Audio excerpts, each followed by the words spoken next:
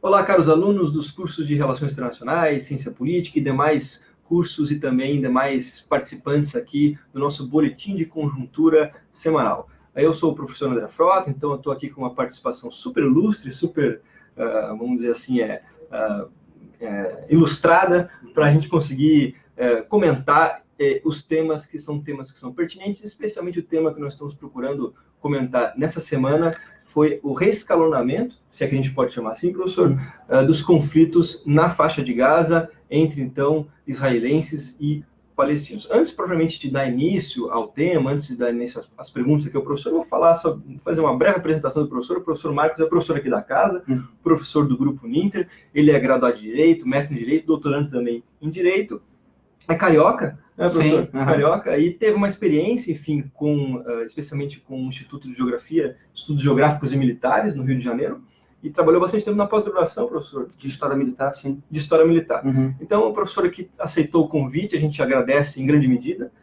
e contamos também com a participação de vocês. Interajam ao máximo, aproveitem ao máximo o professor Marcos, que ele está aqui, então, para conseguir, vamos tentar, assim, de alguma maneira, nesses 15 ou 20 minutos de interação, a gente conseguir debater ao máximo possível esse tema, que são, então, portanto, esse reescalonamento dos conflitos. Tudo bem, professor Marcos? Tudo bem, prazer enorme estar aqui. E, na verdade, aquela conversa que a gente não teve tempo de fazer direito, né?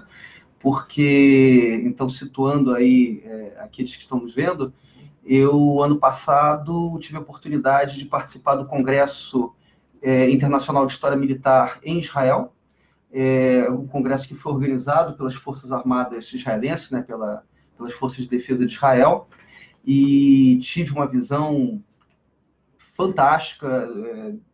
Bom, primeiro que, como nós éramos convidados pelas Forças Armadas israelenses, nós visitamos, né, bases militares, como, por exemplo, a base naval de Ashdod, que é a que toma conta da faixa de Gaza. Depois, até, se der tempo, falo sobre isso. E de conviver com os soldados israelenses, né, que são uma informalidade muito grande, né? Então a gente encontra uma moça carregando um fuzil de chinelo e uma mochila rosa, né? Muito comum a gente encontrar isso. O exército israelense é quase como se fosse uma milícia, ele é muito informal. Então eu tive esse contato e tive também o contato com os árabes, né, com os palestinos que vivem naquela região, e foi um contato, assim, também, por outro lado, também muito comovente, né?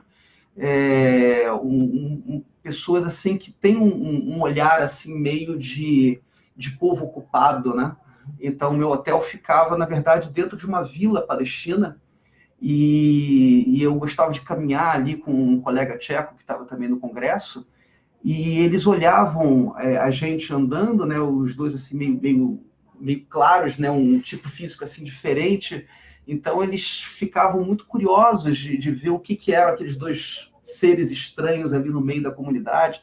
Nós fomos num cemitério árabe nessa cidadezinha, e, enfim, esse contato com eles também me revelou muita coisa, né? Até me tirou um pouco o estigma, no sentido de que eles não gostassem do Ocidente. Nessa cidadezinha, por exemplo, interessante que eles gostam muito do Elvis Presley. É mesmo, professor? Então, qual é o nome da cidade, professor? Nossa senhora, depois eu te passo alguma coisa Gosh, agora me deu um branco agora, mas ela fica uns 20 quilômetros a oeste de Jerusalém. Depois eu passo. Que era onde está batendo o congresso, ou onde você ficou? É um hotel que fica num ponto alto, e essa vila palestina ela fica em volta. Ah, entendi. Mas, então, agora no começo de maio, né, nós tivemos aí esse reinício de conflito envolvendo a faixa de Gaza, né? E eu acho interessante, assim, as pessoas terem uma ideia em relação à faixa de Gaza. Para quem é do sul do Brasil, a gente pode comparar com a ilha de Santa Catarina, onde fica Florianópolis, né? Então, a ilha de Santa Catarina é um pouquinho maior do que a faixa de Gaza. A faixa de Gaza ela tem 41 quilômetros de comprimento, por basicamente 5 de largura. Então, quase toda a fronteira dela é com Israel, e tem 5 quilômetros de fronteira com o Egito. Com o Egito, ao sul, né? Exatamente. Então, ela é realmente como se fosse uma fita mesmo, né? Uma faixa. E ela, digamos, atualmente ela sofre um bloqueio, já faz, na verdade, bastante tempo, desde mais ou menos 2007, 2008, então, que ela sofre um bloqueio por parte de Israel, e agora, com o governo Sisi do Egito, é um bloqueio mais forte por parte do Egito. Então, a entrada de comida, de bens materiais e tudo mais, ela é muito controlada. E os conflitos hoje em dia envolvidos na faixa de Gaza envolvem, em grande parte, essa questão do bloqueio, né? Tanto que agora, então, nós tivemos esse início de violência no dia 4 de maio, mas eu acredito que foi uma violência que começou bem por acidente. 2 soldados israelenses foram feridos, e Israel retaliou, e aí o Hamas retaliou também.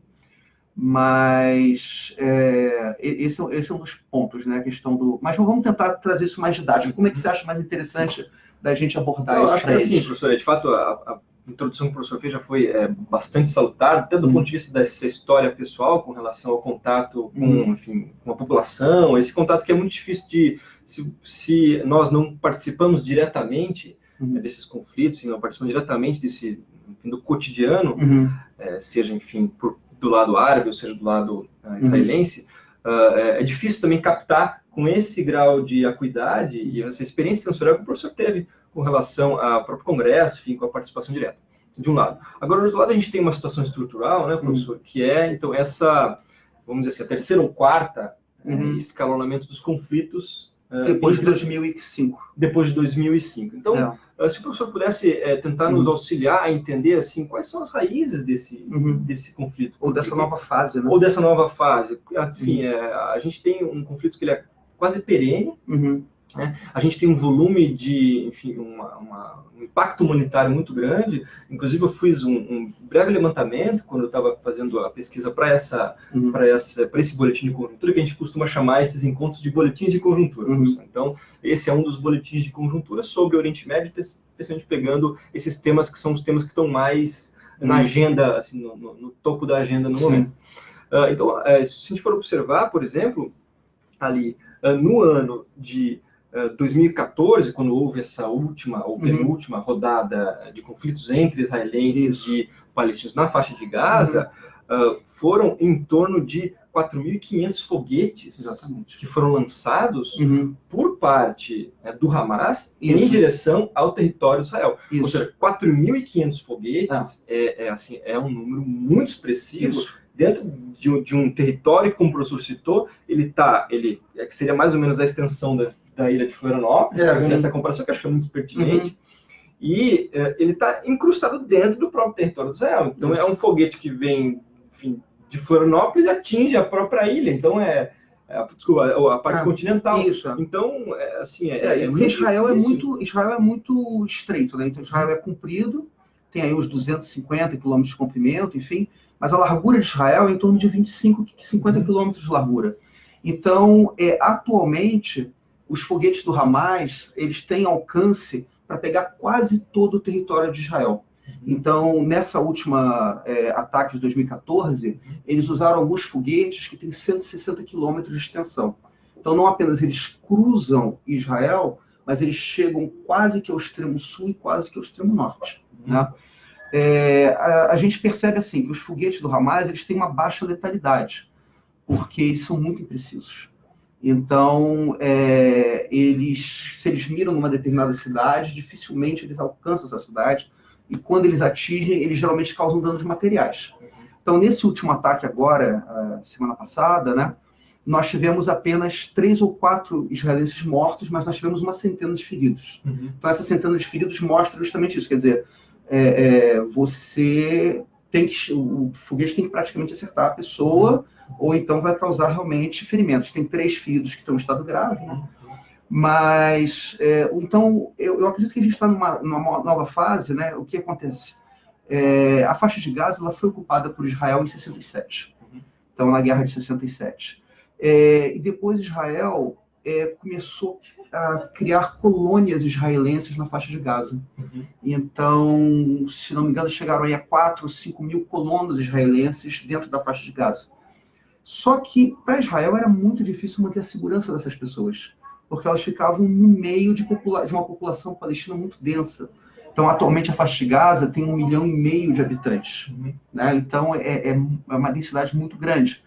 E Israel, então, querendo mostrar, por um lado, uma boa vontade, né? Então, Israel querendo mostrar para o mundo que queria buscar a paz, que principalmente queria que o Estado de Israel fosse reconhecido pelos palestinos, que é um problema que existe até hoje. Isso foi durante a gestão do Ariel Sharon, né? Exatamente isso. Então, o Ariel Sharon ele teve essa ideia de retirar essas colônias de Gaza e também retirar algumas colônias lá da Cisjordânia.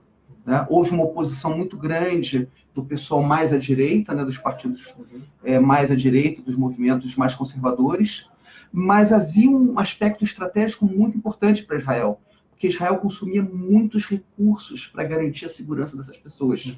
Então havia uma estratégia de bom senso e de mostrar um passo em direção à paz, mas havia também essa questão. Israel precisava deixar muitos recursos à sua direita, quando na verdade ele precisa deixar seus recursos na fronteira para o Egito. Então, né, a fronteira do Egito está aqui, o Sinai, e ele precisava também ficar protegendo aquela população que estava ali dentro. Ou seja, professor, do ponto de vista logístico, manter a segurança dessas populações que ocupavam, dos próprios exércitos que ocupavam a faixa de Gaza, para os israelenses e, enfim, para o governo israelense era muito caro. Economicamente inviável, não tinha vantagem econômica nisso. Então, houve essa retirada que foi criticada por muitas pessoas, mas que, sem dúvida nenhuma, facilitou bastante a vida do Estado de Israel. E aí, o que aconteceu? Bom, houve uma certa esperança de desenvolvimento de Gaza, houve uma certa perspectiva de paz, inclusive até construção de hotéis, porque, veja, a região de Gaza ali é uma região de um litoral onde você poderia ter praias, turismo, etc. E, de fato, começou a ter uma certa esperança nesse sentido. Até um pouco antes disso mesmo. Um pouco antes de 2004, 2005. Mas aí houve a eleição de 2006 da Autoridade Palestina. Então, quer dizer, para quem está nos assistindo, a gente tem que entender que os palestinos eles ocupam oficialmente, ou seja, eles exercem alguma soberania, né, sobre a faixa de Gaza e sobre ilhas dentro da Cisjordânia, né, que é um território que fica então esmagado entre Israel e a Jordânia. Não é um território contínuo, então temos Belém, Nablus e outros lugares ali.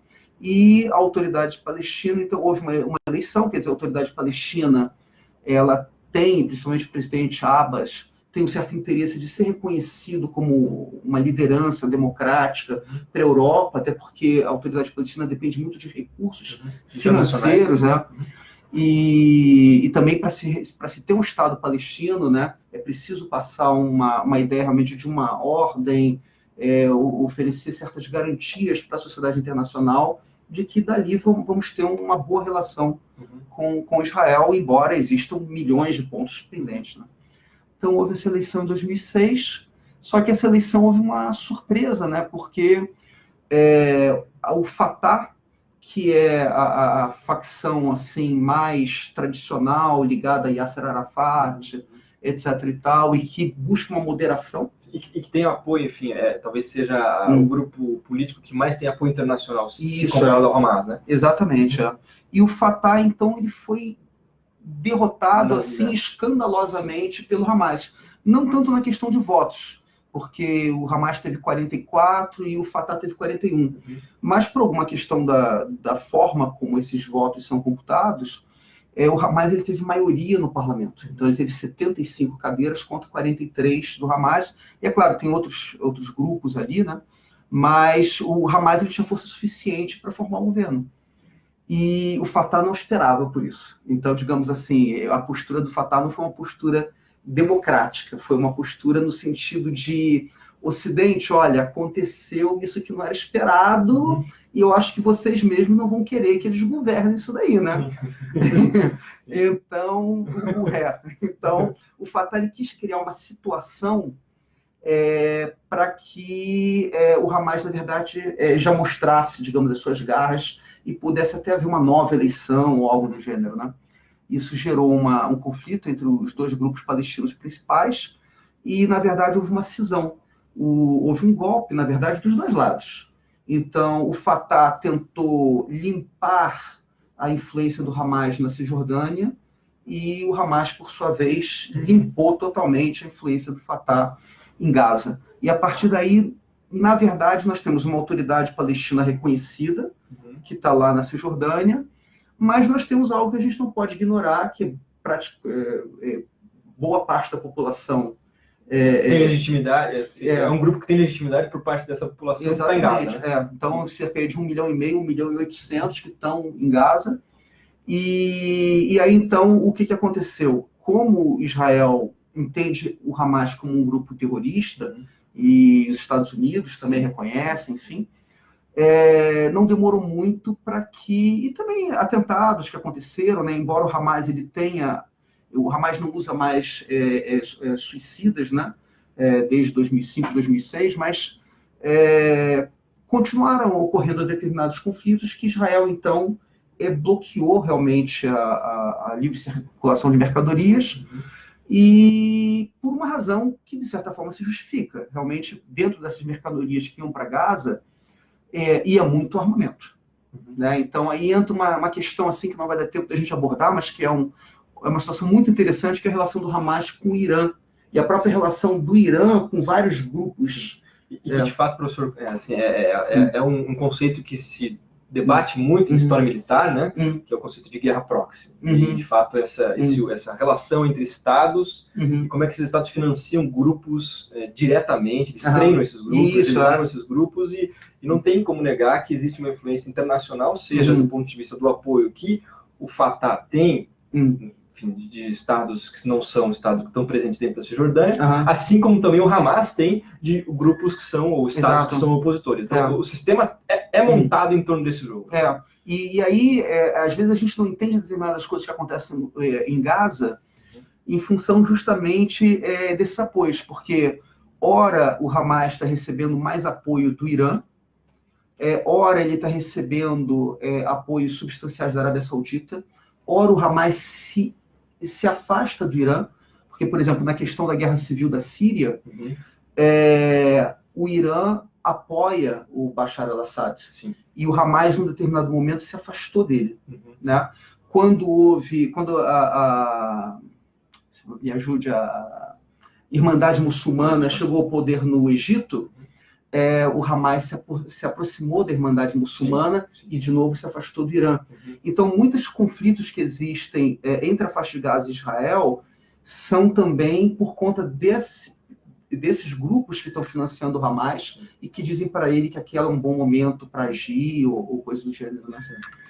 Ou seja, professor, a gente tem um curto espaço de tempo aqui enfim, no nosso boletim de conjuntura, e são várias variáveis que vão entrando para montar uma equação. Eu já vou até aproveitar e divulgar para os alunos. O professor Marcos ele vai fazer uma aula interativa para nós aqui, para o curso de Relações Internacionais, no qual a gente vai conseguir tentar explorar com um pouco mais de detalhe, um pouco mais de, vamos dizer assim, de organização, pensando aqui assim, o veículo de transmissão, né, que no caso do Facebook, um veículo um pouco mais informal. A gente vai também transformar isso numa aula interativa, pensando nesse veículo um pouco mais formal, dentro do aula e tal.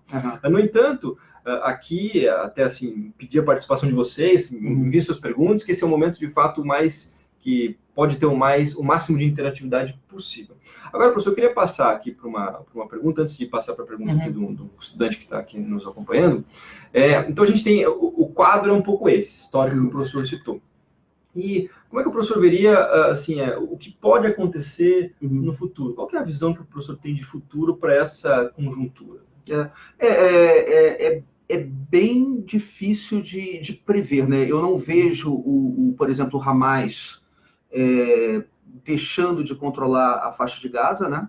Então isso já nos permite prever algumas coisas, porque o Hamas, ele por vezes afirma que a disputa dele com Israel não é uma disputa religiosa, que seria uma disputa política, né? Mas essa disputa política envolve território. Então, né, para o Hamas tem que haver um Estado palestino, e a capital desse Estado é Jerusalém. Né? Então, só nisso a gente tem um ponto que é absolutamente inegociável. Né? Mas quando a gente olha a carta do Hamas, ou seja, como se fosse a constituição do Hamas, eles têm vários pontos que a gente poderia chamar como antissemitas mesmo. né? Então tem, por exemplo, uma passagem que diz que a vitória só chegará no dia que o último judeu tiver escondido atrás de uma pedra e a pedra disser, muçulmano, vem aqui, que ele está escondido atrás da pedra e mata. Então, existe esse lado, né? E então, eu não vejo nenhuma solução pacífica possível envolvendo Hamas e Israel. E, como a gente tinha conversado offline antes, né? Do lado israelense, nós também temos um percentual de pessoas que jamais admitirão uma paz com esses grupos. Então, e não apenas com o Hamas, mas mesmo com o Fatah. Sim. Então, existe uma parte, e é interessante, assim, porque a política de Israel hoje ela é muito influenciada pelos imigrantes que vieram depois da queda do Muro de Berlim. Então, cerca de 1,5 milhão de judeus vieram da antiga União Soviética para Israel. E eles têm uma influência política gigantesca. Eu, por exemplo, estive com o vice-ministro de Defesa de Israel, que nasceu na antiga União Soviética, se não me engano, ele nasceu na Lituânia, alguma coisa assim. E é interessante que eles são, às vezes, mais conservadores do que os israelenses da antiga geração. Eu conheci israelenses, por exemplo, que são ateus. Não tem nenhuma fé, seguem as tradições, assim, a Páscoa, que nem o ateu brasileiro que vai a Páscoa, Natal e tudo mais, né? E que são muito mais moderados do que boa parte dessas pessoas que chegaram nos últimos 20 anos. E que algumas delas têm uma visão realmente muito, muito belicosa, né? Ou seja, o professor está dizendo é que o extremismo não necessariamente é uma faceta antiga, enfim, de Israel. É uma faceta também jovem, vindo dessas gerações. Isso, E uma das coisas que me impressiona bastante é a questão do Morro do Templo, né? Então, dentro de Jerusalém, né? Algumas pessoas eventualmente não sabem, né? Mas dentro de Jerusalém nós temos a Mesquita de Al-Aqsa, e que ela foi construída no mesmo morro onde antes existia o Templo dos Judeus, que foi destruído pelos romanos, 70 e pouco depois de Cristo. E é interessante, assim, que eu não posso precisar quantos judeus, mas um certo número gostariam de construir ali o templo de novo, né?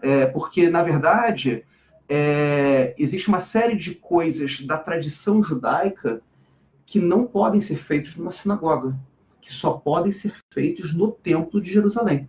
Por exemplo, o sacrifício de animais, né? Então, você às vezes encontra uma pessoa que diz, não, o meu sonho, a gente precisava demolir a Mesquita de Al-Aqsa para construir de novo o nosso templo. Purificar o morro, destruir a Mesquita, purificar o morro, construir o nosso templo. Então, essas visões são muito antagônicas.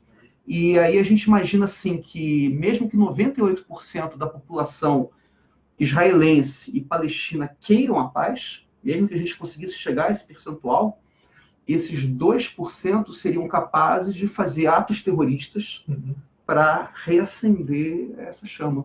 Então, essa é a visão que eu tenho, ou seja, eu fico assim escandalizado com a miséria e o sofrimento na faixa de Gaza, é escandaloso, mas, por outro lado, a gente sabe que ali dentro você vai ter um grupo de pessoas, impossível de precisar quantas, que no momento em que aquelas defesas fossem derrubadas, seriam capazes de fazer atos terroristas, né?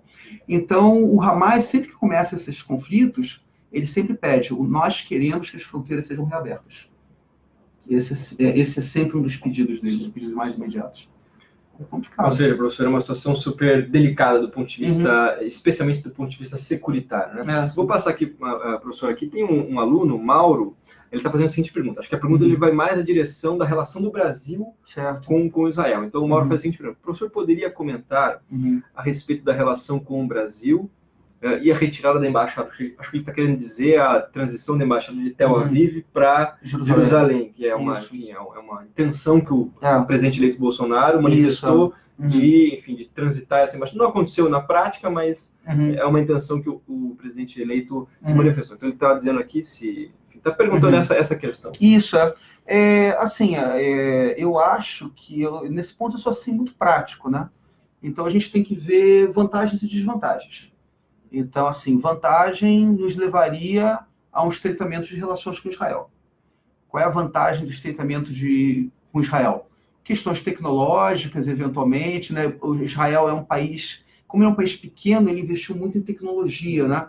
Então, o valor agregado dos produtos israelenses é altíssimo. Mas eu não sei até que ponto Israel gostaria de transferir tecnologia para a gente. Então, por outro lado, o que a gente tem a perder, né? Nós exportamos muita carne para países árabes. Nós somos um país que tem uma certa vantagem nisso. Várias empresas nossas se adaptaram a isso, porque você tem que matar o animal de acordo com a tradição muçulmana, enfim. E o mercado é gigantesco. Então, eu não vejo, assim, pensando de uma forma prática, é uma vantagem da gente fazer isso. Tá? Não vejo assim, o que a gente ganharia realmente com isso. Então, para mim, como brasileiro, é uma coisa que vai muito além de quem está certo ou errado sobre a capital de Jerusalém. Né? Ou seja, tem que se ponderar, professor, assim, as vantagens que são... Ou seja, tem que ter um pragmatismo, como a literatura de política externa gosta de afirmar.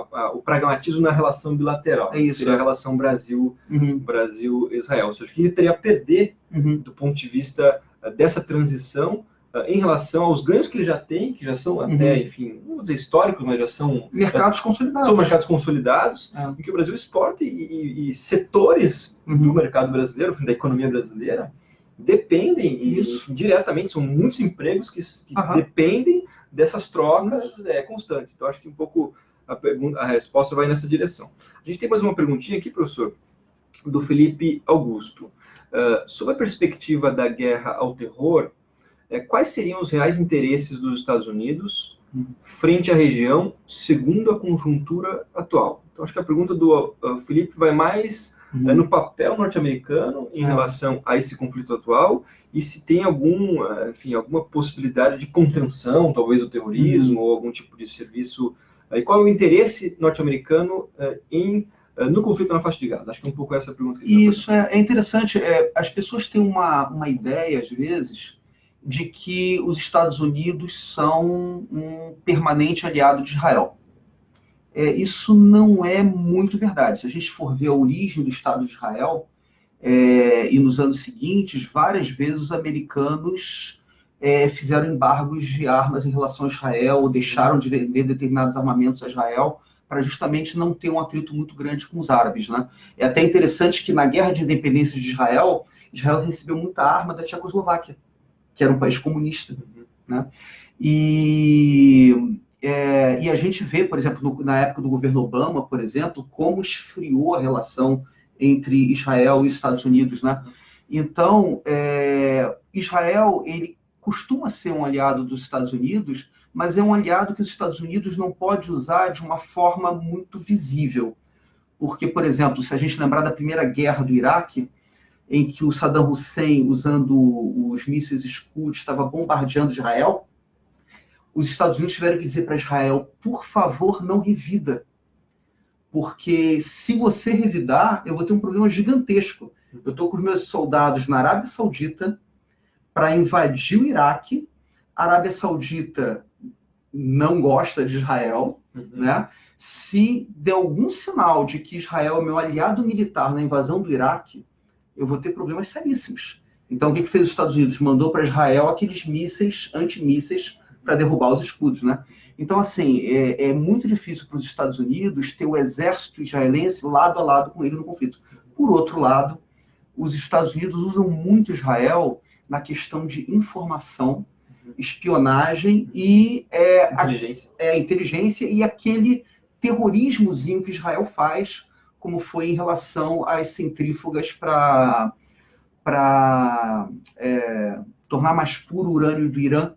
Eu não sei, né? É uma história muito interessante, porque quando houve o vazamento do Wikileaks, tinha lá mensagens de Israel para os Estados Unidos dizendo assim, pelo amor de Deus, o Irã vai desenvolver armas nucleares em 1 ano. Se vocês americanos não me autorizarem a atacar o Irã, eu vou ficar numa situação muito difícil. Eu já calculei, eu sei que eu vou perder aviões. Os israelenses tinham feito todo um cálculo, eles já sabiam mais ou menos quantos aviões eles iam perder para destruir as centrífugas iranianas. E os Estados Unidos não permitiram. Aí o que fez Israel? Quer dizer, não existem provas nesse sentido. Sim, de fato, esse é um campo, professor, que a gente tem que criar hipóteses, né? A gente nunca vai ter certeza, porque, enfim, no entanto, são hipóteses que são baseadas, enfim, em evidências, né? Aquelas que são possíveis, né? E aí, o fato é que um vírus atacou o sistema de purificação do urânio iraniano, e esse vírus fez com que as máquinas, na verdade, elas se batessem internamente e se danificassem. E atrasou, né? Houve assim, um atraso, se não me engano, 1, 2 anos, com relação à possibilidade do Irã conseguir enriquecer o urânio a ponto de fazer. Exatamente. Então, esse papel de Israel é importante para os americanos, mas não no sentido da gente imaginar um soldado americano ombro a ombro com um soldado israelense. Vamos lá, então, professor. A gente tem aqui mais uma perguntinha do Adílio dos Santos. O Adílio diz o seguinte, ó, a ocupação da faixa de Gaza é muito mais que um simples conflito. Ele começa fazendo essa constatação. Envolve questões territoriais, culturais e religiosas. É um conflito teoricamente ignorado pela maioria dos governos.